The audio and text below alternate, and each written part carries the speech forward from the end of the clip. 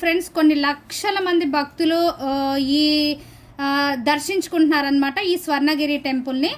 మనం కూడా ఈరోజు టెంపుల్కి సంబంధించిన విషయాలు తెలుసుకోవడంతో పాటు అన్ని విజువల్స్ని నేను మీకు ఈరోజు ఈ వీడియోలో చూపిస్తాను ఫ్రెండ్స్.